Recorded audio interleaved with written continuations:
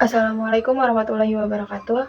Perkenalkan, nama saya Siva Sofiani dengan NIM 2312476. Oke, di video kali ini saya akan menjelaskan tentang proses pengembangan kurikulum. Proses pengembangan kurikulum adalah serangkaian langkah sistematis yang dilakukan untuk merancang, mengembangkan, dan mengimplementasikan kurikulum yang efektif. Proses ini melibatkan berbagai pihak seperti guru, administrator sekolah, pakar pendidikan, dan bahkan siswa. Proses pengembangan kurikulum dapat dilakukan dengan beberapa langkah. Yang pertama, identifikasi kebutuhan. Identifikasi kebutuhan dalam proses pengembangan kurikulum adalah langkah awal yang penting untuk memastikan bahwa kurikulum yang dikembangkan benar-benar memenuhi kebutuhan siswa dan relevansi pendidikan. Langkah-langkah dan tujuan dari identifikasi kebutuhan. Yang pertama, ada analisis kebutuhan siswa. Mengidentifikasi apa yang dibutuhkan oleh siswa, baik dalam hal pengetahuan, keterampilan, maupun sikap. Ini bisa dilakukan melalui survei, wawancara, dan observasi untuk memenuhi kekuatan dan kelemahan mereka, serta minat dan apresiasi mereka. Yang kedua, evaluasi kebutuhan masyarakat dan industri. Memastikan bahwa kurikulum relevan dengan kebutuhan dunia kerja dan perkembangan sosial. Ini melibatkan konsultasi dengan berbagai pihak seperti industri, profesional, dan komunitas untuk mengetahui keterampilan dan pengetahuan yang dibutuhkan di masa depan. Yang ketiga, tujuan pendidikan. Mengaitkan kebutuhan yang teridentifikasi dengan tujuan pendidikan yang lebih luas seperti pengembangan kompetensi dasar, keterampilan abad ke-21, dan pencapaian tujuan nasional atau lokal dalam pendidikan. Yang keempat, pengumpulan data. Mengumpulkan data dari berbagai sumber termasuk hasil belajar sebelumnya, umpan balik dari pendidikan, dan peneliti pendidikan terbaru untuk mendukung identifikasi kebutuhan. Yang kelima, analisis dan interpretasi. Menganalisis data yang telah dikumpulkan untuk mengidentifikasi pola, kekurangan, dan kebutuhan khusus. Interpretasi ini membantu dalam merancang kurikulum yang lebih tepat sasaran. Yang keenam, penyusunan kurikulum. Berdasarkan hasil identifikasi kebutuhan, penyusunan kurikulum yang mencakup tujuan pembelajaran, konten, metode pengajaran, dan evaluasi yang sesuai. Nah, identifikasi kebutuhan memastikan bahwa kurikulum yang dikembangkan dapat memfasilitasi pencapaian hasil belajar yang optimal dan relevansi pendidikan, serta memberikan manfaat maksimal bagi siswa dan masyarakat. Oke, selanjutnya yang kedua itu ada analisis dan pengukuran kebutuhan. Analisis dan pengukuran kebutuhan merupakan langkah penting dalam pengembangan kurikulum. Nah, langkah ini bertujuan untuk memenuhi kebutuhan dan tantangan yang dihadapi oleh peserta didik, pendidik, dan masyarakat. Hal ini membantu dalam merumuskan tujuan, struktur, dan konten kurikulum yang relevan dan efektif. Nah, di dalam analisis dan pengukuran kebutuhan juga ada beberapa langkah. Yang pertama tuh identifikasi stakeholder. Nah, di sini tuh maksudnya tentukan siapa saja yang terlibat dalam proses pendidikan dan memiliki kepentingan terhadap kurikulum. Ini termasuk peserta didik, guru, kepala sekolah, orang tua, dan masyarakat. Yang kedua itu ada pengumpulan data. Gunakan berbagai metode untuk menghasilkan data tentang kebutuhan dan harapan stakeholder. Beberapa metode yang bisa digunakan itu, yang pertama survei. Melakukan survei kepada peserta didik, guru, dan orang tua untuk mengumpulkan data tentang kebutuhan dan harapan mereka. Yang kedua itu ada metode focus group. Melakukan diskusi kelompok dan dengan stakeholder untuk memenuhi kebutuhan dan tantangan yang akan dihadapi. Nah, yang selanjutnya itu ada observasi. Mengamati proses pembelajaran dan interaksi di kelas untuk memahami kebutuhan dan tantangan yang dihadapi peserta didik dan guru. Nah, selanjutnya ada yang terakhir itu ada analisis dokumen. Menganalisis dokumen terkait kurikulum yang ada, data hasil belajar, dan laporan evaluasi. Yang ketiga ada analisis data. Setelah data terkumpul, analisis data untuk mengidentifikasi kebutuhan dan harapan stakeholder. Nah, selanjutnya identifikasi tren dan pola yang muncul dari data. Selanjutnya, tentukan prioritas kebutuhan berdasarkan urgensi dan dampak terhadap proses pembelajaran. Yang keempat itu pengukuran kebutuhan. Nah, setelah menganalisis data, lakukan pengukuran kebutuhan untuk menentukan skala dan kompleksitas kebutuhan.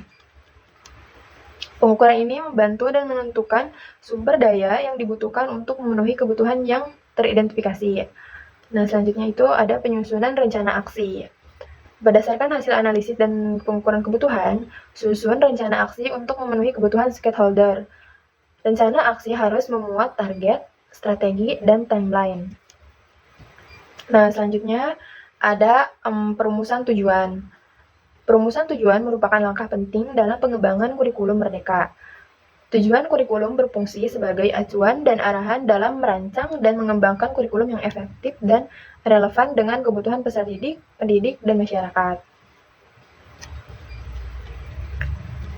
Berikut adalah beberapa langkah dalam perumusan tujuan. Yang pertama tuh memahami konsep kurikulum Merdeka. Pahami filosofi, prinsip, dan karakteristik kurikulum Merdeka. Fokus pada pengembangan profil pelajar Pancasila, pembelajaran yang berpusat pada peserta didik, dan pengembangan kompetensi abad ke-21.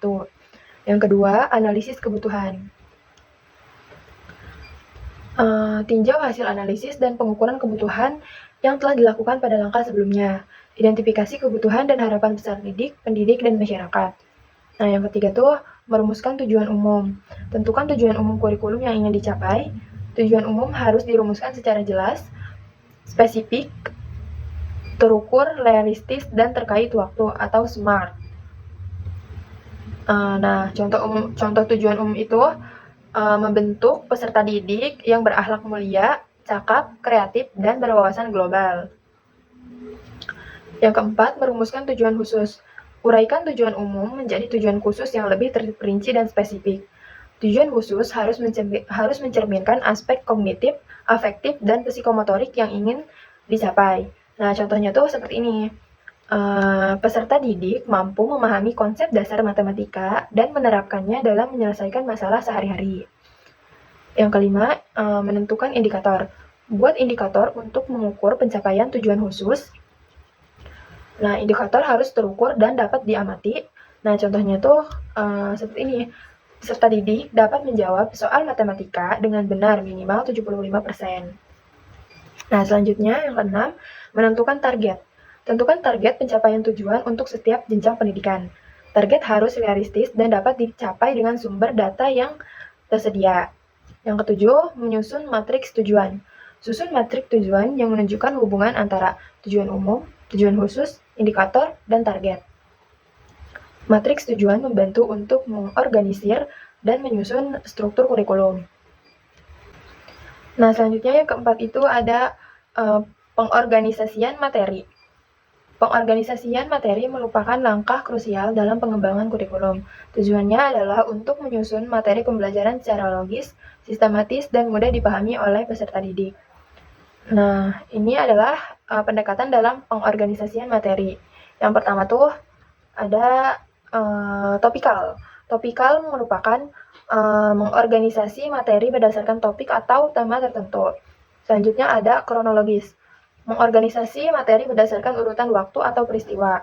Selanjutnya spiral, yaitu meluang materi secara bertahap dengan tingkat kompleksitas yang meningkat. Selanjutnya problem based, mengorganisasi materi berdasarkan masalah atau permasalahan yang akan dipecahkan. Selanjutnya ada faktor yang perlu dipertimbangkan dalam pengorganisasian materi. Yang pertama ada relevansi. Materi harus relevan dengan kebutuhan peserta didik dan tujuan pembelajaran. Yang kedua, koherensi. Materi harus saling berkaitan dan membentuk satu kesatuan yang utuh. Yang ketiga, konsistensi. Materi harus konsisten dengan prinsip-prinsip pembelajaran yang berlaku. Selanjutnya, fleksibilitas. Materi harus dapat disesuaikan dengan kondisi dan kebutuhan yang berubah. Nah, selanjutnya yang kelima itu ada pengorganisasian pengalaman belajar. Pengorganisasian pengalaman belajar merupakan tahap di mana kita merancang kegiatan pembelajaran yang akan membantu siswa mencapai tujuan pembelajaran yang telah ditetapkan. Kegiatan ini harus disusun secara sistematis dan terstruktur agar siswa memperoleh pemahaman yang mendalam tentang materi pembelajaran. Nah, mengapa sih pengorganisasian pengalaman belajar itu penting? Karena yang pertama itu membantu pembelajaran. Kegiatan yang terorganisir dengan baik akan memberikan arah yang jelas bagi siswa dalam proses pembelajaran. Yang kedua, meningkatkan efektivitas. Dengan pengalaman belajar yang terstruktur, siswa dapat lebih mudah menyerap materi dan pencapaian tujuan pembelajaran. Yang ketiga, memvariasikan pembelajaran. Pengorganisasian yang baik memungkinkan kita untuk menciptakan variasi dalam kegiatan pembelajaran sehingga siswa tidak merasa bosan. Selanjutnya, menyesuaikan dengan karakteristik siswa. Kegiatan pembelajaran dapat disesuaikan dengan gaya belajar, minat, dan kemampuan siswa yang berbeda-beda. Nah, selanjutnya ada langkah-langkah dalam mengorganisasikan pengalaman belajar. Yang pertama itu ada analisis tujuan pembelajaran. Kegiatan pembelajaran harus dirancang berdasarkan tujuan yang ingin dicapai. Yang kedua, pemilihan metode pembelajaran. Pilih metode yang sesuai dengan materi pelajaran dan karakteristik siswa. Misalnya ceramah, diskusi, praktikum, atau proyek. Yang selanjutnya, pemilihan media pembelajaran. Gunakan media yang dapat membantu siswa memahami materi dengan lebih baik, seperti buku teks, gambar, video, atau simulasi. Penentuan urutan materi. Susun materi pembelajaran secara logis dan sistematis, mulai dari yang sederhana ke yang kompleks. Selanjutnya, itu pembuatan rencana pembelajaran. Pembuatan rencana pelaksanaan pembelajaran atau RPP. RPP berisi rincian kegiatan pembelajaran yang akan dilakukan termasuk tujuan, materi, metode, media, dan penilaian. Selanjutnya evaluasi. Lakukan evaluasi secara berkala untuk melihat sejauh mana siswa telah mencapai tujuan pembelajaran. Nah, selanjutnya yang keenam itu ada penggunaan alat evaluasi. Alat evaluasi merupakan instrumen yang sangat penting dalam setiap tahap pengembangan kurikulum. Alat ini tuh berfungsi untuk pertama, mengukur efektivitas, mengetahui sejauh mana tujuan pembelajaran yang telah ditetapkan dapat tercapai. Memberikan umpan balik, menyediakan informasi yang berharga untuk perbaikan dan penyempurnaan kurikulum. Memastikan relevansi, menilai kesesuaian kurikulum dengan kebutuhan peserta didik, pengembangan ilmu pengetahuan, dan tuntunan dunia kerja. Selanjutnya, mengidentifikasi kekurangan, menemukan aspek-aspek dalam kurikulum yang perlu diperbaiki atau dikembangkan lebih lanjut. Nah, secara umum, proses pengembangan kurikulum yang melibatkan alat evaluasi dapat dibagi menjadi beberapa tahap. Nah, yang pertama itu ada tahap perencanaan. Di dalam tahap perencanaan ada analisis kebutuhan, penyusunan tujuan. Analisis kebutuhan yaitu melalui survei, wawancara, atau tes diagnostik. Nah, kita dapat mengidentifikasi kebutuhan peserta didik, masyarakat, dan dunia kerja. Nah, yang penyusunan tujuan menetapkan tujuan pembelajaran yang spesifik, terukur, dapat tercapai, relevan, dan terjangkau waktu atau SMART. Selanjutnya ada pengembangan materi. Menyusun materi pembelajaran yang sesuai dengan tujuan dan kebutuhan peserta didik. Selanjutnya pemilihan metode pembelajaran. Memilih metode pembelajaran yang efektif untuk mencapai tujuan pembelajaran. Selanjutnya mengembangkan alat evaluasi.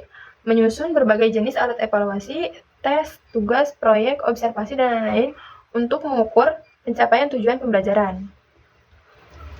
Yang kedua itu ada tahap pelaksanaan. Nah, di dalam tahap pelaksanaan juga terdapat beberapa poin. Yang pertama itu ada implementasi kurikulum. Melaksanakan kurikulum sesuai dengan perencanaan yang telah dibuat. Yang kedua itu ada pengumpulan data. Mengumpulkan data hasil pembelajaran melalui berbagai alat evaluasi yang telah disusun. Selanjutnya, tahap selanjutnya itu ada evaluasi. Nah, di evaluasi ini ada analisis data. Menganalisis data yang telah terkumpul untuk mengetahui sejauh mana tujuan pembelajaran tercapai. Nah, tahap selanjutnya yaitu tahap evaluasi. Nah, di tahap evaluasi ada yang namanya analisis data, yaitu menganalisis data yang telah terkumpul untuk mengetahui sejauh mana tujuan pembelajaran. Nah, selanjutnya ada interpretasi hasil. Menginterpretasikan hasil analisis untuk mengidentifikasi kekuatan dan kelemahan kurikulum. Selanjutnya ada pengambilan keputusan. Mengambil keputusan untuk melakukan perbaikan atau pengembangan kurikulum berdasarkan hasil evaluasi. Nah, tahap selanjutnya ada revisi.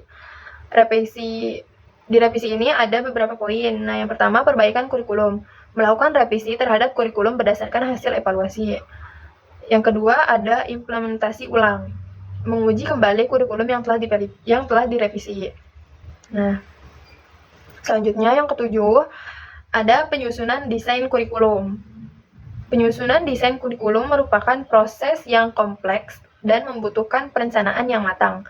Tahap ini sangat penting untuk memastikan bahwa kurikulum yang telah dihasilkan dapat mencapai tujuan yang telah ditetapkan dan relevan dengan kebutuhan peserta didik. Nah, penyusunan desain kurikulum merupakan tahap awal untuk menentukan arah dan kerangka dasar kurikulum. Nah, tahap ini melibatkan beberapa langkah. Yang pertama tuh ada analisis kebutuhan. Analisis kebutuhan merupakan langkah awal untuk mengidentifikasi kebutuhan peserta didik, masyarakat, dan dunia kerja. Selanjutnya, tujuan analisis kebutuhan adalah untuk menentukan kompetensi yang perlu dimiliki peserta didik agar dapat sukses dalam kehidupan dan dunia karir. Nah, selanjutnya metode analisis kebutuhan yang dapat digunakan meliputi survei, wawancara, fokus grup, studi literatur, dan analisis data. Nah, yang kedua ada perumusan tujuan. Tujuan kurikulum merupakan pernyataan tentang apa yang ingin dicapai melalui pelaksanaan kurikulum. Tujuan kurikulum harus dirumuskan secara spesifik, terukur, dapat dicapai, relevan, dan terjangkau waktu.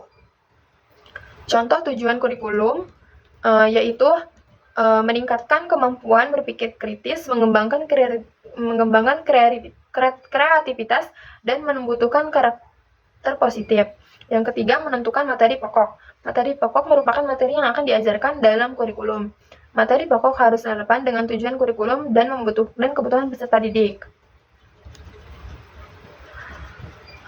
Proses penentuan materi pokok melibatkan pemilihan materi yang esensial, relevan, dan terkini. Nah, yang keempat ada pengembangan strategi pembelajaran. Strategi pembelajaran merupakan cara yang digunakan untuk menyampaikan materi pokok kepada peserta didik. Strategi pembelajaran harus dipilih berdasarkan karakteristik peserta didik, materi pokok, dan tujuan kurikulum.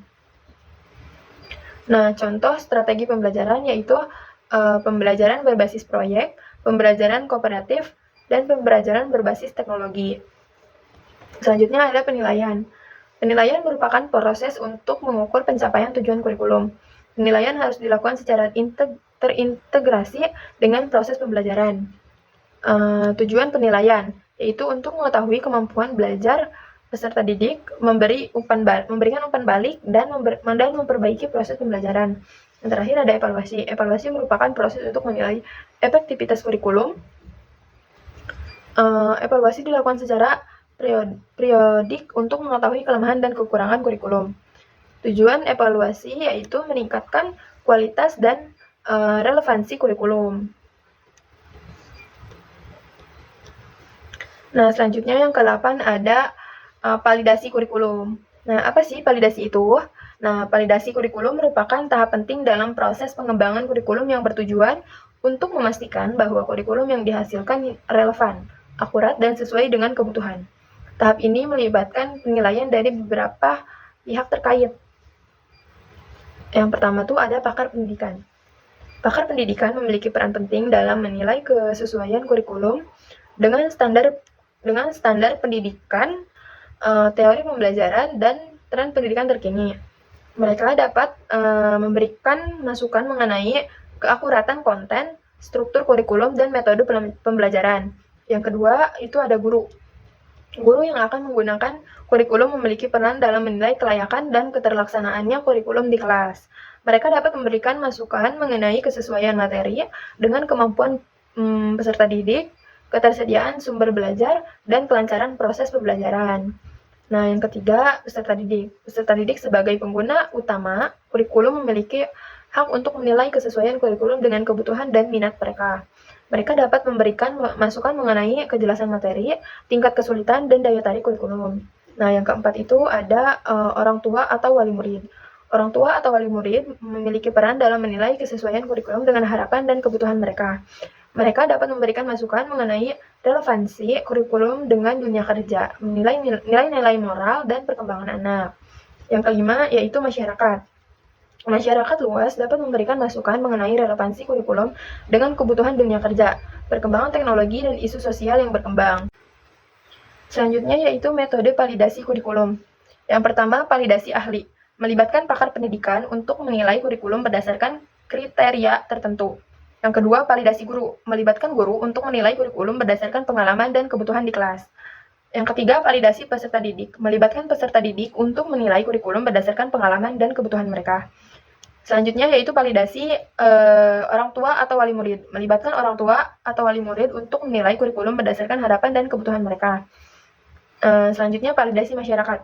Melibatkan masyarakat luas untuk menilai kurikulum berdasarkan relevansi dengan kebutuhan dunia kerja dan isu-isu sosial. Nah, selanjutnya yaitu tujuan kurikulum. Yang pertama, meningkatkan kualitas kurikulum. Validasi dapat membantu mengidentifikasi kekurangan dan kelemahan kurikulum sehingga dapat memperbaiki sebelum diterapkan. Yang kedua, meningkatkan relevansi kurikulum. Validasi dapat memastikan bahwa kurikulum sesuai dengan kebutuhan peserta didik, masyarakat, dan dunia kerja. Selanjutnya, meningkatkan akseptabilitas kurikulum.